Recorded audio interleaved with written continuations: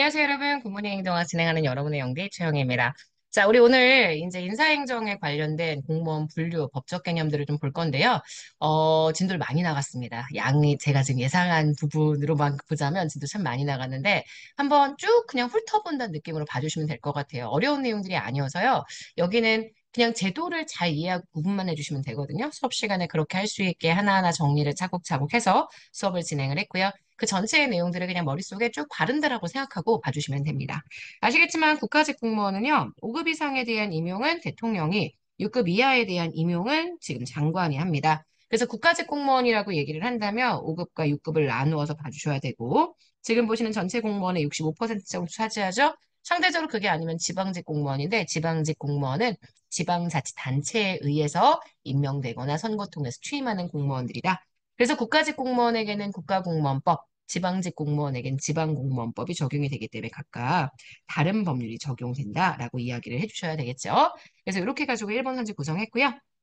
그 다음 공무원 분류했습니다. 실적주의와 직업공무원제에 따라 경력직과 특수경력직, 경력직을 다시 일반직과 특정직, 특수경력직을 정무직과 별정직으로 구분을 한다라고 했죠. 그래서 이렇게 분류하는 것 자체를 일단 이해를 해주셔야 되고요. 일단 경력직 공무원의 예시들을 제가 봤었습니다. 일반적으로 행정직군이나 기술직군으로 구분되는 공무원들, 그리고 전문경력관, 제가 일반직이라고 얘기했죠. 그리고 우정공무원, 그죠? 그 다음 특수한 기술 직렬의 공무원, 임기제 공무원 모두 다 일반직 공무원으로 분류가 되기 때문에 제가 요거 가지고요. 이번 선지를 구성을 했습니다. 그 다음 특정직 예시 너무 중요하다고 얘기했습니다. 다 보셔야 되죠. 자, 그 다음 뒤로 넘어가시게 되면 특수경력직 공무원의 정무직과 별정직 얘기했는데 정무직은 일단 정무직의 정의가 중요하죠. 선거를 통해서 취임을 하거나 아니면 임명할 때 국회의 동의가 요구가 되거나 아니면 고도의 정책 결정 업무를 담당하고 있는 공무원, 우리가 이들 진짜 높은 고위 공직자들을 정무직 공무원이라고 표현하기 때문에 3번이라고 얘기했고요. 보좌 업무를 수행하기 위해서 별정직으로 지정하는 공무원이 별정직 공무원. 별정직 공무원들을 최근에 임기제 일반직 공무원으로 전환하는 경우들이 많아가지고요. 별정직 공무원에 대한 인사 예시가 많지 않다고 했습니다. 그래서 제가 여기 있는 이 예시들 기억하시라고 얘기했죠. 국회위원회 수석전문위원, 그다음 헌법재판소의 비서실장, 그다음 지방의회 전문위원 등 이런 사람들이 보통 별정직 공무원의 대표적인 사례가 된다. 제가 이것도 보시라고 얘기했고요. 요거 가지고 4번 선지를 구성을 해봤습니다. 자, 그래서 여기 뒤에 나와 있는 건 우리나라에 그러면 진짜 공무원 중에 경력직과 특수경력직의 예시가 어떻게 되느냐 뭐 이런 것들에 대한 얘기 쭉 나와 있고요. 기출선지도 이렇게 내용 나와 있어서 방금 봤던 국회 수석 전문위원이 별정직 공무원이기 때문에 틀린 선지가 되는 것 이런 거 보실 수 있는데 사실 이거는 다 외우시는 게 아니고요. 기출에서 언급했었던 내용들 위주로만 외워주시면 됩니다. 이건 제가 수업 시간에 계속 제공을 해드릴 테니까 외우는 거에 너무 스트레스 받지 마시고 분류. 경력직이 일반직과 특정직, 특수경력직이 정무직과 별정직으로 분된다. 이 종류를 잘 기억하시는 게 중요합니다. 자, 그래서 여러 가지 혼동되는 직위들이 무엇인지 뭐 이런 참고 자료들이 있는데 이건 지금 딱히 눈에는 안 들어올 것 같아요. 가볍게 넘겨주시면 되고요. 그 다음 요거 중요하다고 했습니다. 인사혁신처 예규에 따라서 근무 형태에 따른 분류. 그래서 시간 선택제 공무원과 상근 공무원 구분하시라고 얘기했고요.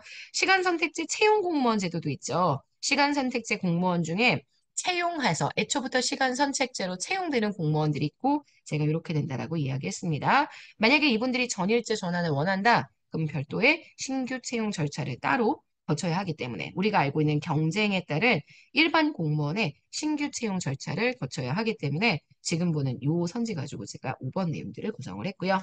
그다음 유연근무제에 대한 내용 굉장히 자주 나오는 편입니다. 그래서 인사혁신처에서 만들어진 유연근무제 운영 지침에 따라서 현재 유연근무제가 도입되어서 운영되고 있고 유연근무제의 유형을 보게 되면 크게 세 가지 탄력근무제, 재량근무제, 원격근무제 세 가지로 내용이 나뉘어진다라고 얘기했고요. 탄력근무제는 일일 8시간, 그죠? 일일 8시간 주 40시간의 근무제를 주 40시간의 근무 형태를 유지하는 제도인데 그들 중에 시차 출퇴근 형태라고 얘기한다면 일일 8시간 유지. 근무 시간 선택형이라고 한다면 8시간 유지는 아니고 주 5일 근무 유지. 집약 근무원은 근무형은 시간과 요일 다 상관없이 정말 빡세게 일해서 주 3.5일에서 4일 정도를 근무할 수 있다. 제가 이렇게 얘기했습니다. 그래서 우리 지금 탄력 근무제 유형 중에서 1일 8시간의 근무 체제를 계속 유지하면서 출퇴근 시간만 조정하는 형태라고 얘기한다면 이걸 시차 출퇴근형이라고 이야기를 한다라고 말씀을 드렸고요. 요거 가지고 제가 6번 선지를 구성했습니다. 하나하나 내용들을 좀 구분을 해주셔야 합니다. 다 외우는 것들이에요. 그래서 유형 근무제는 시간 선택지 전환 근무도 있고 탄력 근무제도 있고 원격 근무제도 있고 다양한 형태가 있고요. 원격 근무제는 직장 외의 장소에서 정보통신망을 이용해서 근무하는 제도이다. 이렇게 해서 장소적인 개념이라고 제가 얘기했던 거 기억해 주실 수 있을 거예요. 자, 그다음 그 밑에 고위공무원단 제도에 대한 이야기가 나와 있죠. 고위공무원단은 우리나라 공무원들 중에 제일 높은 고위직, 1급에서 3급 사이의 고위직을 관리하는 형태입니다. 이들의 관리 형태를 좀 별도로 두는 건 세계적인 트렌드이기 때문에 미국이나 영국에서 어떤 형태로 이 제도들을 운영하고 있는지를 쭉 설명했고요. 그다음 우리나라의 고위공무원단 제도에 대한 이야기. 그래서 제가 이 특징들을 설명을 했었죠. 의의에 대한 것도 얘기했고요. 대상 직위, 현재 지방정부에도 국가직 고위공무원단이 있고 지방자치단체의 지방직 공무원들은 고위공무원단 제도에 적용을 받지 않는다라고 얘기를 했습니다. 그래서 고위공무원단의 구체적인 운영 내용들을 보게 되면 대상의 지정이나 인사 및 임용, 그다음 보수나 신분 보장에 대한 내용이 들어가 있고요. 제가 이 보수 잘 보셔야 한다고 했습니다. 실제 고위공무원단이 능력을 중심으로 움직이고 있다는 걸 딱 볼 수 있는 내용이 바로 고위공무원단의 연봉제가 도입되어 있다는 부분이죠. 그래서 기본 연봉, 기준 임금과 직무급을 더한 기본 연봉에 성과 연봉을 더한 직무 성과급적 연봉제를 사용한다. 제가 이렇게 얘기를 했고요.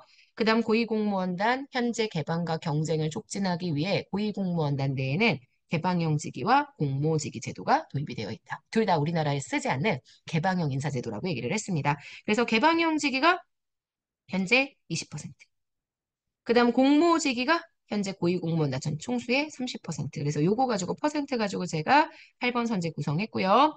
고위공무원단의 역량에 대한 강화, 고위공무원단의 현재 어떤 식의 경쟁 원리들을 강화하는지에 대한 설명들을 쭉 하면서 그 내용들을 쭉 정리하고 제일 마지막 인력 검증 시스템을 강화하기 위해서 적격 심사제나 신분 보장 제한에 대한 이야기를 했죠. 그래서 고위공무원단 직위 중에서도 직무 등급이 높은 애들을 우리가 가등급이라고 표현하는데 가등급 직위에 임용되어 있는 고위공무원단은 국가공무원법상 신분보장의 대상이 되지 않는다. 여기 마지막에 보시는 이 법령 내용을 통해서 확인할 수 있다라고 말씀을 드렸었죠. 자, 그래서 이런 얘기들을 쭉 하면서요. 고위공무원단 제도가 어떻게 움직이고 있는지, 어떻게 성과 관리를 하게 되는 제도인지 이런 것들을 쭉 설명했고 지금 보시는 여기 기출선지 나와 있죠? 적격심사에서 부적격 결정을 받으면 고위공무원들이 적격심사에서 부적격 결정을 받으면 직권 면직이 가능합니다. 잘릴 수 있다는 거죠. 자, 그러면 이게 결국 고위공무원단의 신분 보장이 약화된 것을 의미하기 때문에 지금 보시는 이 기출선지 X가 됩니다. 그래서 고위공무원단 제도의 특징들을 쭉 읽어보시는 게 포인트라고 이야기를 했었습니다. 자, 그 다음 우리는 임용으로 넘어갈까요? 인적자원 관리라고 했습니다. 임용이 뭔데요? 임용은 정부 조직 내에서 사람을 선발하고 움직여 쓰는 모든 활동들을 설명한다라고 이야기를 했고요. 이 임용은 크게 외부에서 사람을 신규 채용하는 경우도 있고 내부에서 있는 사람들을 돌려 쓰는 경우도 있고 그래서 여기 지금 보시면 이런 거 나와 있죠? 국가기관의 장은 국가의 안보나 보안, 기밀에 관계되는 분야를 제외하고 대통령령으로 정하는 바에 따라 외국인에 대한 임용이 가능하다. 뭐 이런 얘기들도 쭉 설명했던 거 아마 보실 수 있을 거예요. 그래서 임용에 대한 이야기 쭉 하면서요. 여기 신규 채용 임용에 관련된 내용들 쭉 설명하고요. 그 다음에 이 신규 채용 임용의 절차들에 대한 이야기, 경력 경쟁 채용 시험에 대한 절차에 대한 이야기들을 쭉 진행을 했고 이런 것들 15 임용 기간 중에 있는 공무원이라면 완벽하게 신분 보장이 안 되기 때문에 만약에 이 사람이 공무원으로서 자질이 부족하다라는 판단이 되면 쉽게 면직, 일을 그만두게 만들 수도 있다고 제가 설명을 드렸었습니다. 자, 그 다음 페이지 쭉 들어가시면 임용 시험에 대한 이야기. 그래, 요거 좀 보자고 했었어요. 그래서 시험에 대한 이야기 하면서 시험도 당연히 타당도가 필요하다. 앞에서 우리가 이장할 때 얘기했던 타당도와 비슷하다고 얘기를 했죠. 그중에서 가장 메인되는 타당도가 기준 타당도. 시험 성적이 다른 실적 기준과 얼마나 부합하느냐를 경험적인 차원에서 평가하는 타당도. 그래서 얘가 설명하는 타당도가 뭐냐면 채용 시험을 잘 본 사람들이 진짜 근무 성적도 좋은지 제가 이거 본다고 했죠. 그래서 여기 지금 보시는 채용, 근무 성적 두 가지 가지고 내용을 합해서 집어넣으라고 말씀을 드렸었습니다. 그래서 이게 11번 선지를 구성했고요. 자, 그다음 기준 타당도뿐만 아니라 내용 타당도, 구성 타당도, 뭐 여러 가지 종류의 타당도를 이야기를 했죠. 그다음 신뢰도에 대한 얘기까지 했고요. 이게 다 외부 임용의 방식인 시험에 대한 이야기고요. 그다음 봤던 게 바로 내부 임용의 방식입니다. 내부 임용의 수평적인 이동, 배치 전환, 전보, 전직, 파견, 겸입, 전출. 제가 다 여러분들하고 설명했던 내용이고요. 이런 것들은 모두 수직이 아니라 수평적으로 이동시키는 방법이기 때문에 요거 X가 되죠. 자, 그 다음 수직적 이동. 승진이 있고요. 승급은 사실 엄밀하게는 수직적 이동이 아닙니다. 승급은 호봉만 올라가는 거라고 말씀을 드렸죠. 그래서 요거 가지고 내용 선지 12번 제가 구성을 해봤습니다. 직책의 변동 없이 같은 계급이나 등급 내에 연봉 산정을 위해서 호봉이 높아지는 것. 이거는 승급이지만 수직적 이동이 아니라는 점 제가 얘기했고요. 강등과 강임 아시죠? 강등은 승진의 반대 개념이고요. 강임은 그냥 여러 가지 사정들 때문에 하위 직급으로 임용되는 것. 그래서 여기 지금 보시는 요게 전형적인 강임에 대한 내용입니다. 임용권자가 직책 또는 정원이 개편되거나 변경되거나 예산의 감소 등으로 직위가 퇴직되었을 때 또는 본인이 동의했을 때 소속 공무원에 대한 강임이 가능하다. 뭐 이런 얘기들이 쭉 나와 있습니다. 그래서 지금 보시는 요 내용 가지고요. 내용 정리했고요. 자, 그 다음 지금 뒤로 가시게 되면 그 다음 쭉 여러 가지가 있죠. 휴직이나 복직에 대한 얘기도 제가 했어요. 휴직은 강제적으로 이루어지는 휴직, 직권휴직도 있고 내가 원해서 이루어지는 휴직도 있다. 그리고 휴직이나 직위 해제 중간에 공무원이 다시 복직될 수 있다라고 이야기를 했고요. 그 다음 직위해제에 대한 얘기도 했죠. 직위해제에 대한 얘기 13번으로 정리를 했습니다. 직위해제의 사유가 발생하게 되면 신분은 유지하지만 담당하는 직위 해제됩니다. 그래서 징계보다 좀 간편하게 징계를 대신하는 절차로 사용되는 경우들이 있다. 뭐 이런 얘기들을 했고요. 그 다음 강제 퇴직에 대한 얘기했죠. 강제 퇴직은 징계도 있고요. 당연 퇴직, 그 다음 직권 면직, 그 다음 권고사직 이런 것들이 있는데 사실 이 중에서 가장 핵심은 요 세 가지라고 얘기했기 때문에 세 가지 꼭 기억을 해주셔야 합니다. 자, 그 다음 법적 징계의 유형들도 봤죠. 신분보장과 징계라고 얘기하면서 그 징계의 다양한 얘기들을 제가 신분보장과 함께 정리를 했고요. 지금 현재 우리나라의 법적인 징계는 전체 6개죠. 감봉, 정직, 강등, 해임, 파면 외워주셔야 되는데 쓸 만큼 외우실 필요는 없고요. 읽어서 어느 게 경징계인지 어느 게 중징계인지 구분하실 정도로 외워주실 필요는 있다라고 말씀을 드렸었습니다. 자, 그 다음 뒤로 넘어가시면 여기 여러 가지 징계에 대한 내용이 있죠. 그 다음 이 징계에 대한 소청심사와 고충심사에 대한 얘기들을 진행을 했었습니다.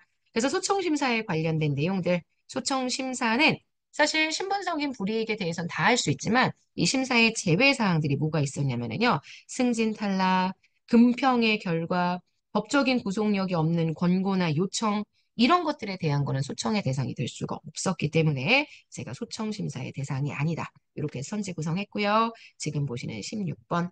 그 다음 고충심사에 대한 내용들도 이야기를 했죠. 고충심사는 공무원의 권리와 신분 보장을 높이는 제도, 보통 직무 조건이나 신상 문제에 대한 굉장히 포괄적인 상담을 할 수 있는 제도이다. 그래서 고충심사에 대한 내용, 이걸로 17번 선지를 구성을 해봤습니다.